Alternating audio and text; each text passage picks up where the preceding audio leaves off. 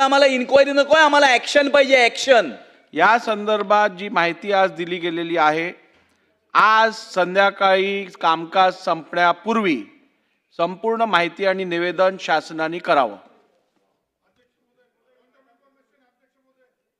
कोण घेत आहे? एक मिनिट. नाईक साहेब, शासनाकडनं कोणी नोंद घेतली आहे का? अध्यक्ष महोदय, नोंद घेतली. नाही, एक मिनिट. एक बिल घेऊया आपण आणि त्यानंतर लक्षवेधी कंटिन्यू करू. 2 मिनिटं थांबा.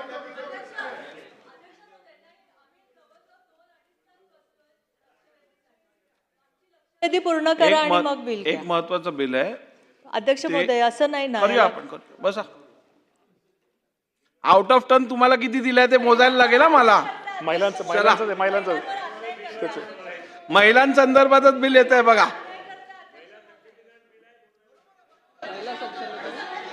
महिला सक्षमीकरण कायदा बिल. शासकीय विधेयके विचारखंडशः विचार व संमत करणे. सन 2026 विधानसभा विधेयक क्रमांक 48 महाराष्ट्र महिला शेतकरी सक्षमीकरण विधेयक 2026. अध्यक्ष महोदय, सन 2026 चे विधानसभा विधेयक क्रमांक 48 महाराष्ट्र महिला शेतकरी सक्षमीकरण विधेयक 2026 विचारात घेण्यात यावे असा मी आपल्या अनुमतीने प्रस्ताव मांडतो. अध्यक्ष महोदय, काल राज्याचे माजी मुख्यमंत्री व हरित क्रांतीचे जनक प्रणेते स्वर्गीय वसंतराव नाईक यांच्या जयंतीनिमित्त दिवशी म्हणजे काल कृषी दिनादिवशी मी आपल्या राज्यातील महिला शेतकऱ्यांसाठी महाराष्ट्र महिला शेतकरी सक्षमीकरण विधेयक या सभागृहामध्ये अध्यक्ष महोदय सादर केले आहे. याचा निश्चित प्रकारे आम्हा सर्वांना एक आनंद होत आहे. अध्यक्ष महोदय, महाराष्ट्र ही पुरोगामी विचाराची आणि सामाजिक न्यायाची भूमी आहे. महात्मा फुले आणि सावित्रीबाई फुले यांनी ज्या भूमीमध्ये स्त्री शिक्षणाचा आणि स्त्री हक्काची मुहूर्तमेढ रोवली, राजश्री शाहू महाराजांनी सामाजिक समतेचा जो विचार रुजवला आणि डॉक्टर बाबासाहेब आंबेडकरांनी ज्या भूमीतून समानतेचा लढा देशाला दाखवला, भारतीय संस्कृतीमध्ये अध्यक्ष महोदय महिलांचं योगदान हे नेहमीच परिवर्तन घडवणारे राहिले आहे. सामाजिक न्यायासाठी लढणाऱ्या राजमाता जिजाऊ, प्रशासन आणि लोककल्याणाचा आदर्श पुण्यश्लोक अहिल्यादेवी होळकर, तर पराक्रमासाठी महाराणी ताराराणी यांनी दिलेले योगदान आजही आपल्या सर्वांसाठी प्रेरणादायी आहे. अध्यक्ष महोदय, याच महाराष्ट्राच्या विचाराला पुढे नेण्याचं काम आज आपण करत आहोत. हाच पुरोगामी विचाराचा वसा घेऊन आज आपण आपल्या महिला शेतकऱ्यांच्या हक्कासाठी पुढचे पाऊल टाकत आहोत. अध्यक्ष महोदय, आपल्या सर्वांना माहिती की आजच्या दिवशी डॉक्टर MS स्वामीनाथन यांचे स्मरण केल्याशिवाय आपल्याला हा प्रसंग पूर्ण होऊ शकत नाही.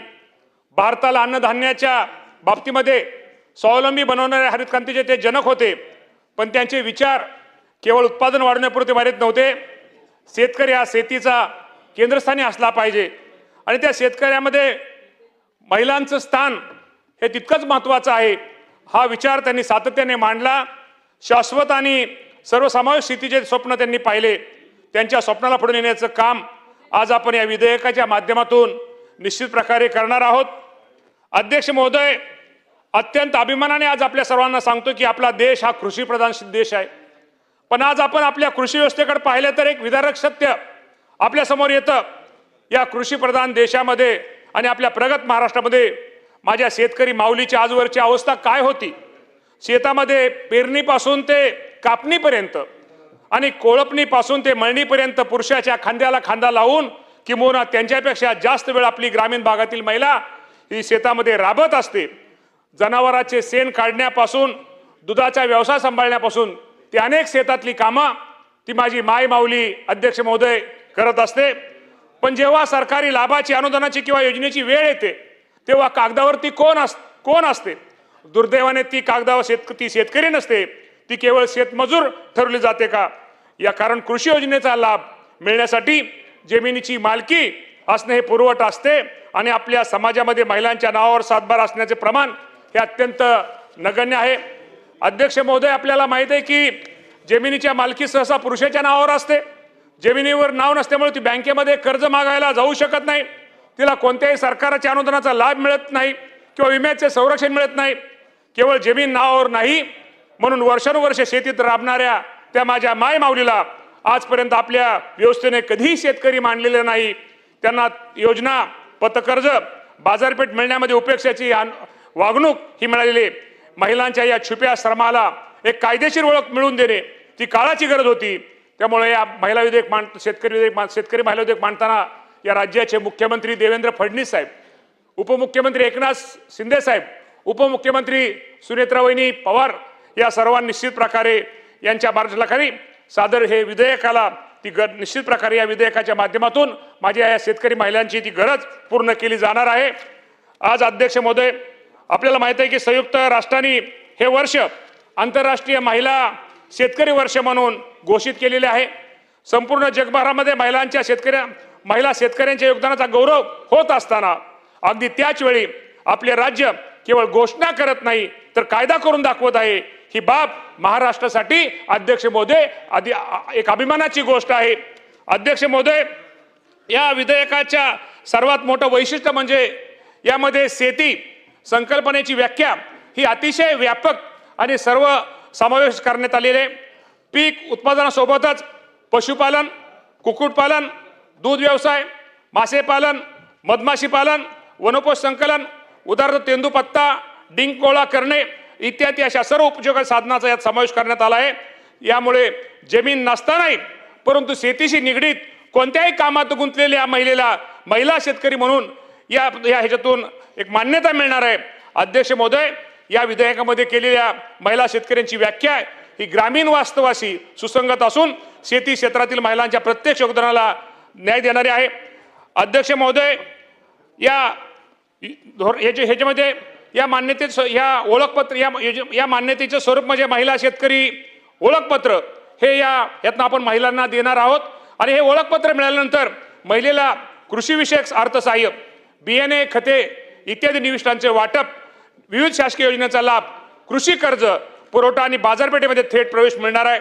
महिला शेतकरी ओळखपत्र देण्याची प्रक्रिया आपल्या गावाच्या ग्रामसभेमधनं च्या माध्यमातून अध्यक्ष महोदय करण्यात येणार आहे.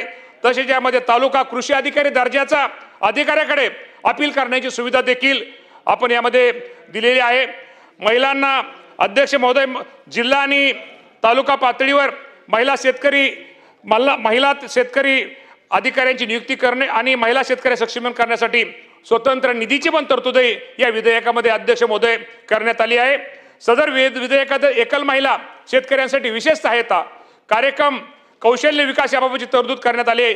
याचा फायदा निश्चित प्रकारे माझ्या या राज्यातील माता भगिनींना अध्यक्ष महोदय होईल. या विधेयकाद्वारे महिला शेतकऱ्यांसाठी स्वतंत्र महिला शेतकरी डेटाबेस तयार करण्यात येणार आहे. त्यामुळे अध्यक्ष महोदय, राज्यातील महिला शेतकऱ्यांची अचूक माहिती उपलब्ध होईल आणि त्यांना त्यांच्या गरजेनुसार योजना अधिक देणं सुलभ होईल.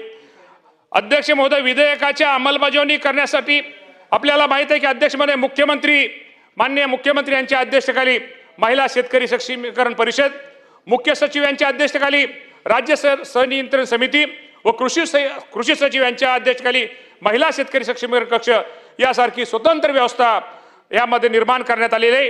ही रचना केवळ धोरण निर्मितीपुरती मर्यादित नसून समन्वय, अंमलबजावणी, देखरेख आणि मूल्यांकन यामध्ये महत्त्वाची भूमिका यामध्ये बजावणार आहे. या विधेयकाचा खरा उद्देश केवळ महिलांना प्रमाणपत्र देणे हा नाही, तर महिला शेतकऱ्यांची स्वतंत्र ओळख, समान संधी, आर्थिक सक्षमीकरण आणि निर्णय प्रक्रियेत योग्य स्थान मिळवून देणे हा आहे. हे विधेयक महिलांच्या कृषी क्षेत्राच्या योगदानाला अधिकृत मान्यता देणारे आणि त्यांच्या विकासाच्या मुख्य प्रवाहात आणणारे महत्त्वाचे पाऊल आहे. आदरणीय अध्यक्ष महोदय, आपल्या सर्वांना माहिती आहे की आपण खेडेगाव बहुतांशी इथले आमदार हे प्रत्येक ग्रामीण भागामधले अधिक प्रमाणामध्ये येतात. आजही आपण गावामध्ये बघतो, खेडेगावामध्ये बघतो, आपल्या घरामध्ये आपण पाहतो की शेतीमध्ये सगळ्यात जास्त सहभाग हा महिलांचा असतो. शेतामध्ये कष्ट कोण करतं तर ती एक महिला असते. एक तर आई असते, एक तर कुणी बहीण असते किंवा एक तर लेक असते. त्यामुळे या राज्य अध्यक्ष महोदय आपल्याला माहिती आहे की या राज्यामध्ये किंवा प्रत्येक क्षेत्रामध्ये महिलांचं स्थान हे महत्त्वाचं आहे. आणि ग्रामीण भागातली महिला हे निश्चित प्रकारे शेतामध्ये सगळ्यात जास्त आपण कष्ट कोण करतं तर ती ग्रामीण भागातली माझी ती एक बहीण असते. आणि आपण अध्यक्ष महोदय आपल्याला माहिती आहे याच्या अगोदर पण या सरकारच्या माध्यमातून या राज्याचे मुख्यमंत्री असतील, दोन्ही उपमुख्यमंत्री असतील, महिलांसाठी अनेक योजना अध्यक्ष महोदय आपण आणलेले आहेत.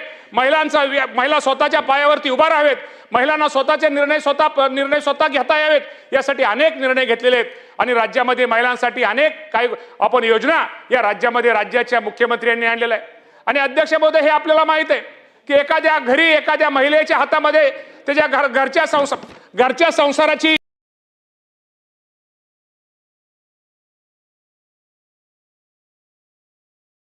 तिजोरीची जर चावी एखाद्या महिलेच्या हातामध्ये घरात असलं तर ते घर अधिक किती सुरक्षित असतं हे माहिती आहे. तर अध्यक्ष महोदय हे विधेयक सादर करताना खरंच मी राज्याचे मुख्यमंत्री देवेंद्र फडणवीस साहेब असतील, एकनाथजी शिंदे साहेब असतील, सुनेत्रावहिनी पवार असतील, या सर्वांचं अभिनंदन करावं तेवढं थोडे. कारण का आपल्याला माहिती आहे अध्यक्ष महोदय, मी नेहमी म्हणतो की महिलांचा स्वभाव हा भावनाविष असतो.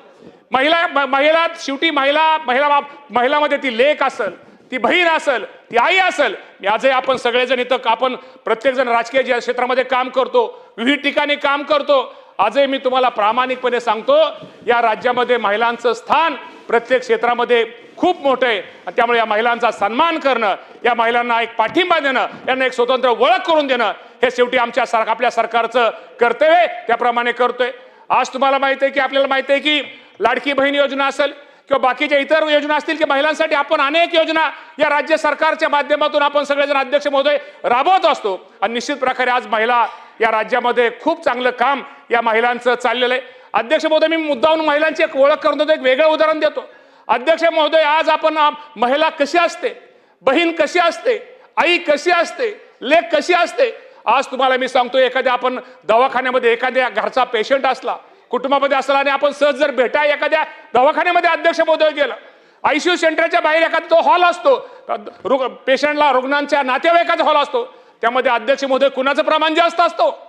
एक तर बहीण, ते तर बाहेर असणारी एक कोणतरी बहीण असते, एक कोणतरी लेक असते, एक कोणतरी आई असते, जी एखादी बहीण एखादी महिला माझा भाऊ बरा व्हावा, माझी आई बरी व्हावी, माझे वडील बरे व्हावेत म्हणून सासऱ्याला चुकून, नवऱ्याला चुकून सोन्याचं किडूक बुडूक मोडून गहाण ठेवून दवाखान्याचं बिल देणारी कोण असते?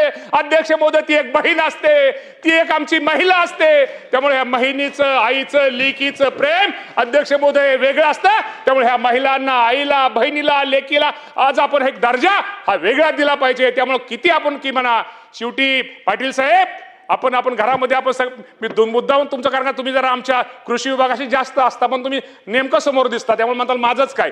त्यामुळं नेहमी सांगतो, त्यामुळं बंधूंनो हे खरंच एक चांगलं विधेयक राज्याचे मुख्यमंत्री देवेंद्र फडणवीस साहेब, एकनाथजी शिंदे साहेब, सुनेत्रावहिनी पवार साहेब, नाही शेवटी आमचे नेते आहेत, या नेत्यांच्या मार्गदर्शनाखाली वटीवर साहेब आम्ही काम करतो आणि त्यांनी त्यामध्ये पुढाकार घेतला, ह्या लोकांनी पुढाकार घेतला, वेळोवेळी यासाठी मिटिंगा घेतल्या. माझ्या बहिणीला, माझ्या आईला, माझ्या लेकीला कुठेतरी एक शेतकरी म्हणून एक स्वतंत्र वेळापत्रक त्यांना एक ओळख निर्माण झाली पाहिजे. यासाठी अध्यक्ष महोदय खूप चांगला हा निर्णय हे विधेयकात आम्ही मांडतोय. अध्यक्ष महोदय हे विधेयक म्हणजे केवळ कायदेशीर तरतूद नाहीये, तर ती आपल्या भगिनीच्या कष्टाला, त्यांच्या ओळखीला आणि त्यांच्या हक्काला दिलेला एक तो खरा सन्मान आहे. महाराष्ट्राने यापूर्वीही सामाजिक सुधारणेमध्ये देशाचं नेतृत्व केलं आहे. हीच परंपरा आपण पुढे नेत आहोत. मला या सभागृहाला सांगण्यामध्ये आनंद होत आहे, महाराष्ट्राने आपले नेहमीच आपल्या देशासाठी विविध धोरणामध्ये दिशा दाखवण्याचं काम केलं आहे. या धर्तीवरती महिला शेतकरी सक्षमीकरणाचं विधेयक अध्यक्ष महोदय हे विधेयक महिला शेतकऱ्यांच्या असणारं सक्षमीकरणाचं विधेयक आणणारं भारतातलं महाराष्ट्र हे पहिलं राज्य आहे, हे पण अध्यक्ष महोदय आपल्या सगळ्यांना मी सांगतो. त्यामुळं हे विधेयक संमत झाल्यानंतर देशातील इतर राज्यही याचं अनुकरण केल्याशिवाय राहणार नाही. त्यामुळे महाराष्ट्र एक वेगळं पुरोगामी राज्य आहे. त्यामुळं मी या सभागृहाला विनंती करतो की या विधेयकाला सर्वानुमते आपण पाठिंबा द्यावा, जेणेकरून आपल्या राज्यातील जेणेकरून आपल्या राज्यातील प्रत्येक शेतकरीला राज्यातील शेतकरी माता भगिनीला तिचा रास्त सन्मान आणि हक्क मिळून देऊ शकेल. यासाठी आपण सर्वांनी पाठिंबा द्यावा. आपल्या सगळ्यांना विनंती करतो आणि थांबतो. धन्यवाद. एक मिनिट. प्रस्ताव असा आहे की एक मिनिट बघा, अत्यंत चांगलं विधेयक आहे, ऐका, आणि ते लवकरात लवकर पारित व्हावं याची घाई तुम्हाला, मला आणि मंत्र्यांना अधिक आहे. परंतु ते मांडण्याआधीच एवढी माहिती दिली आहे, मला प्रोसिजर तर फॉलो करायला लागेल ना, तुम्हाला बोलायला देतो. प्रस्ताव असा आहे की सन 2026 विधानसभा विधेयक क्रमांक 48 महाराष्ट्र महिला शेतकरी सक्षमीकरण विधेयक 2026 विचारात घेण्यात यावे. प्रभारी कोणाला बोलायचंय? देतो. एक मिनिट.